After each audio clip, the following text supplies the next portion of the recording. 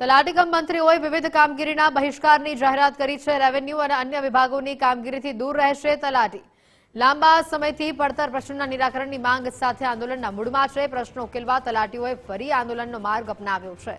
3.5 વર્ષ અગાઉ થયેલી સમજૂતી છતાં પણ કોઈ જ નિર્ણય ન આવ્યો।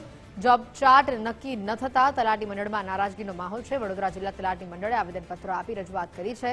પ્રશ્નો નહીં ઉકેલવામાં આવે તો ઉગ્ર આંદોલનની ચીમકી પણ ઉચ્ચારી છે। જિલ્લા વિકાસ અધિકારીઓ યોગ્ય નિરાકરણ લાવવાની ખાતરી આપી છે। અપાર્ટ ફ્રોમ ધેર એમનું જો કામ રોજે રોજ એમનું કામ છે દાખલાઓને આ છોડીને એમના ઉપર વધારાની કામગીરી ખેતીવાડી ડિપાર્ટમેન્ટ અથવા મહેસૂલી ડિપાર્ટમેન્ટનું જે કોર કામ છે આ ઉપર એમના ઉપર આવે છે।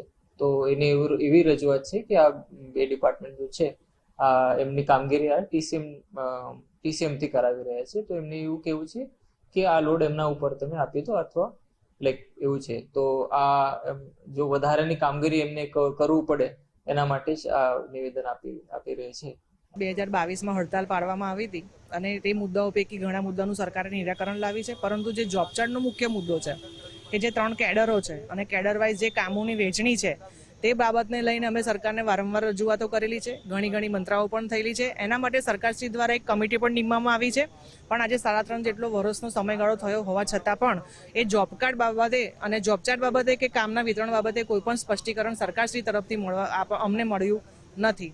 માટે અમે આજે આવેદનપત્ર આપવા આવ્યા છે કે રાજ્ય મંડળના આદેશ અનુસાર જો રેવન્યુ તલાટીની ભરતીની નિમણૂક થયા બાદ એ લોકોને કામગીરી સોંપાયા બાદ સદરૂ કામગીરી ચાલુ રાખવામાં આવશે તો એનો અમે બહિષ્કાર કરીએ છીએ। અને જે રાજ્ય મંડળના નિર્દેશાનુસાર આગળ જે વિરોધ પ્રદર્શન કરી કાર્યક્રમો યોજવામાં આવશે તેમાં વડોદરા તલાટી કમ મંત્રી મંડળ સમર્થન આપી તેમાં જોડાશે।